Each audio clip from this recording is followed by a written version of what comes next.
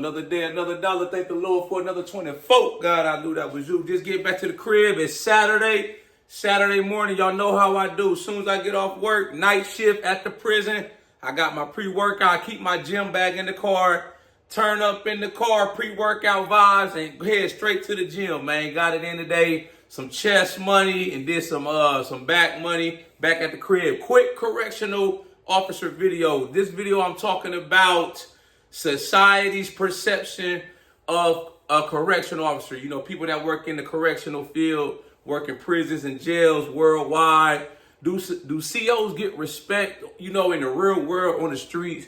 I can only speak, you know, from my personal experience. You know, when I tell people what I do, I may be on vacation. I've been on vacation out the country, you know, at a resort. You know, I get cool with the other people that's on vacation. We talking, having drinks by the pool or the swim up bar. You know, we get into, you know, where you from, this and that. Oh, what do you do? And I tell them I'm a correctional officer. You know, I've gotten so many different reactions. A lot of it's good though. You know, they say, oh, wow, you're a correctional officer? I've never met anybody that worked in a prison before, or my hat goes off to you. I couldn't personally do it. You know, the thing with corrections is, you know, most people can't do that type of job. They can't be in that type of environment. You know, working inside of a prison is not for everybody. You know, that's why I try to mention in my videos when people come onto my page, and it may not necessarily be their career choice, you know, they may leave a negative comment. I respond back that everybody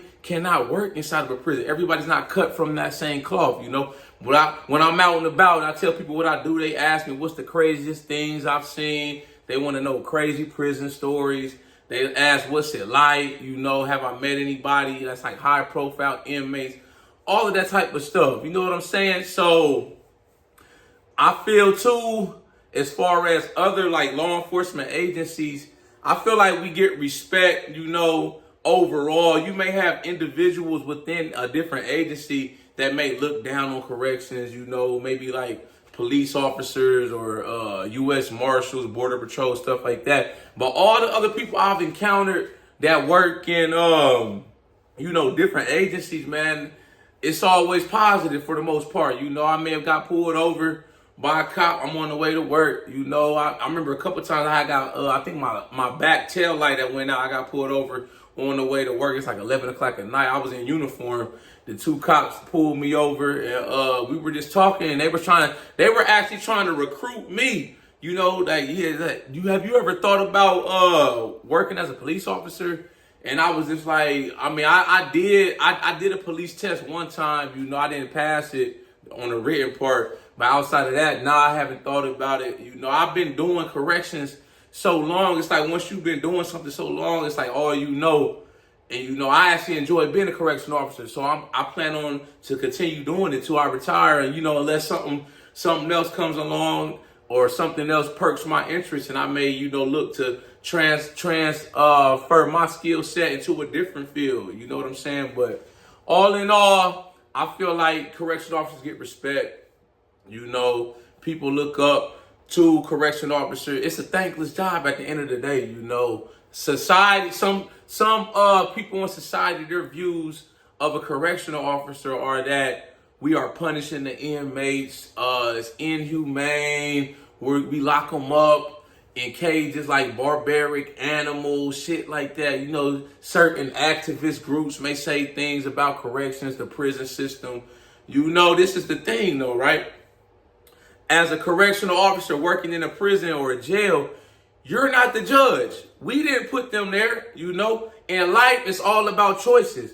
Some people make the right choices. Some people make the wrong choices. Some people choose, you know, to make an honest day's living. Some people choose to go out and try to chase the fast money. When you get caught, you know, and you go to court and the judge sentences you, guess what? You come into jail or you're coming to prison. It is what it is. You know, most correctional officers, the people I've worked with, you know, 99% of them are just trying to do their job, do their 8, 12, or 16 hours and go home. You know, that's it. It's nothing about trying to be an authoritative figure over the inmates, trying to punish them, trying to treat them inhumane, cruel, and unusual punishment. It's nothing like that, you know? And then this is the crazy thing too, right? You know, working in the prison system, I'm on the unit, you know, working different units. You know, I've been all over. But just interacting with the inmates, right? You know, you get cool with some of them, and you just have sidebar conversations. I've had numerous inmates over the years in my career as a correctional officer come up to me, you know, we talking, they tell me if they would have knew about this job back when they were out doing whatever they were doing, whether they were selling dope, robbing banks, fraud, whatever they were doing. Some of them had told me if they would have knew about this job and you know how easy it was, they would have became a correctional officer. I've had people tell me that numerous times. Are all of them probably being truthful with that answer? I don't know, but I would imagine some of them were. You know what I'm saying? Because when you look at the aspects of what you're doing, what we get paid to do, it's like you can't beat it with a stick. You know, I tell people this too, man. What it boils down to at the end of the day, being a correctional officer is like you're an overpaid babysitter. That's all we do. We just sit there, you know, majority of your shift when you working inside of a prison is just sitting there observing, whether you in the booth, you up in the tower, you in the office on the unit. Most of the time, you just sit there and you observing. You just watching the inmates, seeing what they're doing. You get up every so often, you walk around the unit, do your rounds. You know, you making sure nobody's trying to kill themselves, harm themselves. You making sure they're not fighting, trying to stab each other, beating up on other inmates, extorting them, smoking dope, K2, stuff like that. Once you do your round, depending on how big the unit is, the biggest units I've worked, you know, I'm talking at a medium security federal prison, big unit, 2-story tier. It only takes me probably 4 or 5 minutes to do a round. After you do your round, you just go back in the office and sit down. You know, you sit back down in the office, you just sit there and observe, man. How hard can it be? Does the job have its ups and downs? Yes, of course, any job has its ups and downs, you know. It's the same thing, though, for the most part, every day in corrections. I tell people this, it's like 99% boredom, and then it's that 1% where shit just hits the fan. You don't know what's going to happen. Inmate could get stabbed. Staff assault on the unit next door to you. You got to run over there and respond. Inmate falls out, has a massive heart attack. You got to do CPR. Inmate trying to hang themselves. Now you got to hold his legs up, try to cut the rope down, stuff like that. Inmate smoking dope, smoking drugs, out of control, causing a chaotic scene. Now you got to call for assistance on your walkie-talkie. You might have to pepper spray them, mace them, restrain them in handcuffs. Inmate not coming out of their cell in the lockdown unit for whatever reason. The mental health inmate, you know, they not taking their medicine. The psychologist put in the paperwork for them to get force medicated. When you got to force medicate an inmate, we basically have to suit up. We have to put on the riot gear. It's a team of 5 people. You know, we go up to the cell wherever the inmate is. The sergeant or lieutenant, whoever's over the shift at that time, they come to the door. They ask inmate such and such, submit to hand restraints.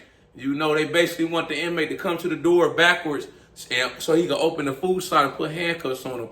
A lot of times they don't. They just sit there, they stand there. They may have their room barricaded, covered the window. You know, once they determine that inmate such and such is not finna come out their cell under the verbal commands that he gave them, then he may do one or two things. He may first pop the food slot, throw in a grenade bomb, you know, that's full of OC, pepper spray, pepper gas.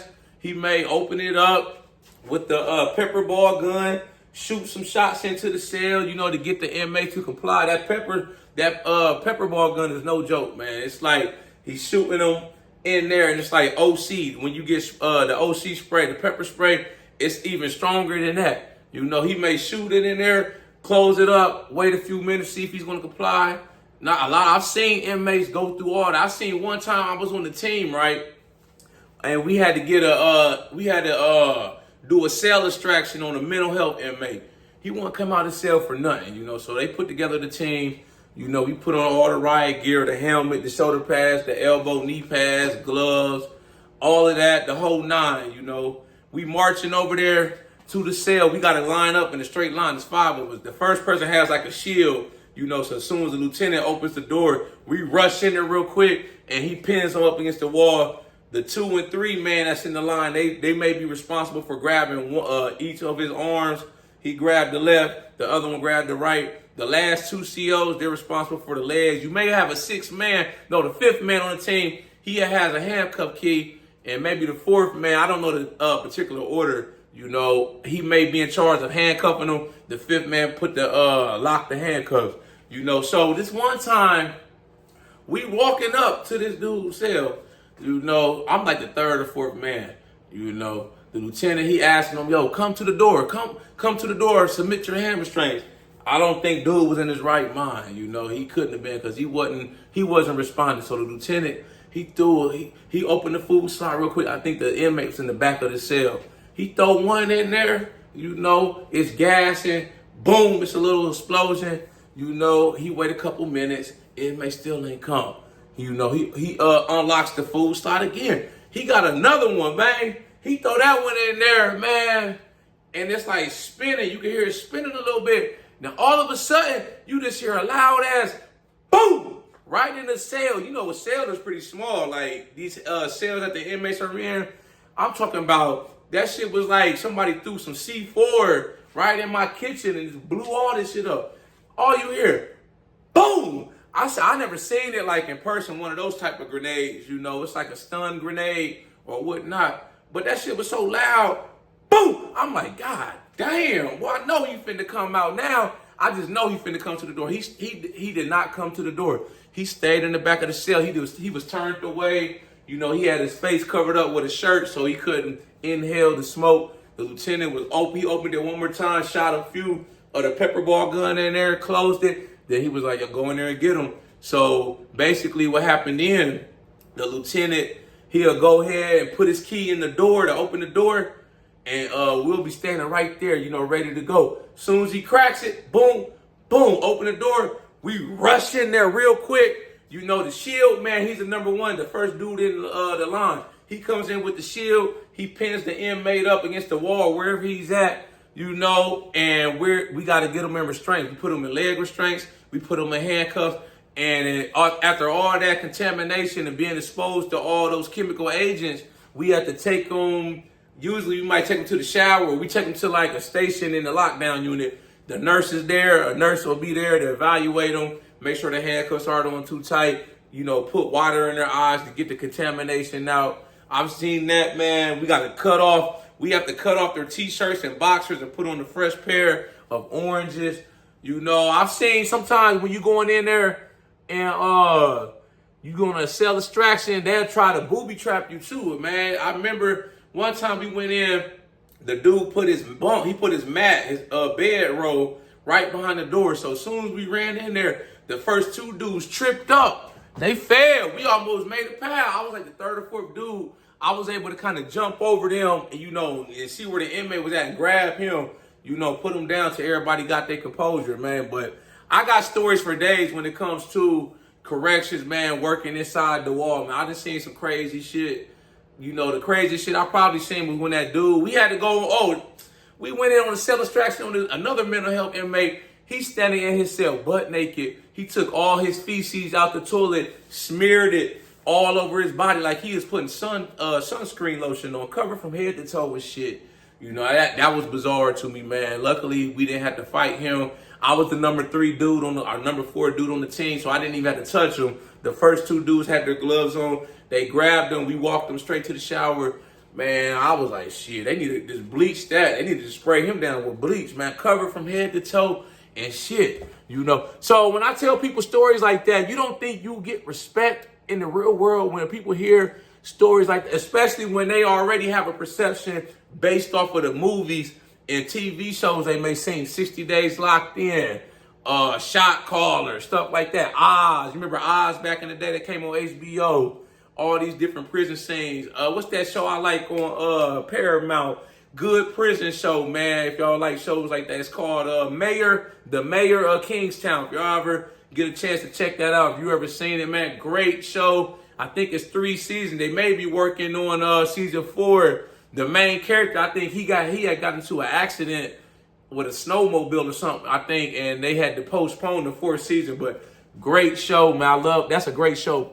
Mayor of Kingstown. But yeah, overall, like I said, all in all, I feel like corrections workers get a lot of respect, admiration from people. People are always in shock when I tell them what I do. They want to know about the job. What's the craziest things I've seen? Stuff like that. And everybody's not going to appreciate you, or celebrate what you do. You're going to have some haters. I see it all the time when I'm posting on my YouTube or my social media channel. People make little side comments. Why are you doing that type of job? Who would want to be a correction officer? Like I said, it's not for everybody, but it's damn sure for me. I've been doing it 13 years and I still love the job. I honestly love being a correction officer, man. I never thought I'd be doing anything like this. I didn't even know what I was going to do with my degree once I graduated from college. I graduated 2011 with my degree in criminal justice. One of my professors recommended. He's like, why don't you just go work at the jail? I used to work at the jail as a CO back in the day before I became a college professor. So I'm like, you know what? I'm going to check that out, man. And I've been doing it ever since, man. Overall, the good far outweighs the bad. It's been good to me overall, So I'm looking forward to I got maybe 14 years left. And then I'll be eligible to retire. I'll be 48 then with 25 years of federal government service at the Bureau of Prisons.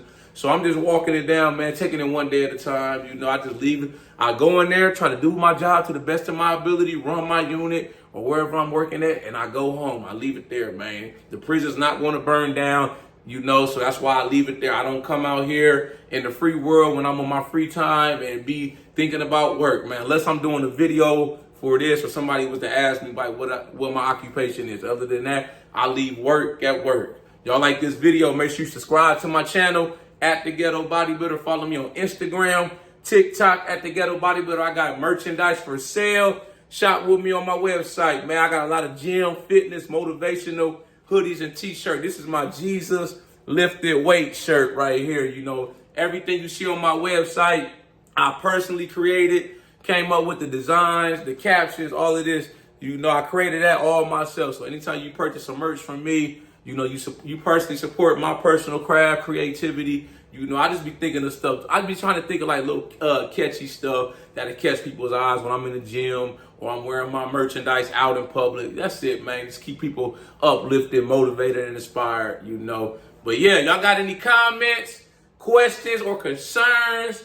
You got any topics or ideas for me? I'm always looking for new topics, new ideas to talk about for the future videos. I'm not perfect. I got my notebook right here, and every time I think of something, I try to write it down, something that people may want to know or hear, as far as correction when it comes to the hiring process. What's it like working inside the prison, the salary, the benefits, all of that type of stuff, So I'm always looking for new ideas.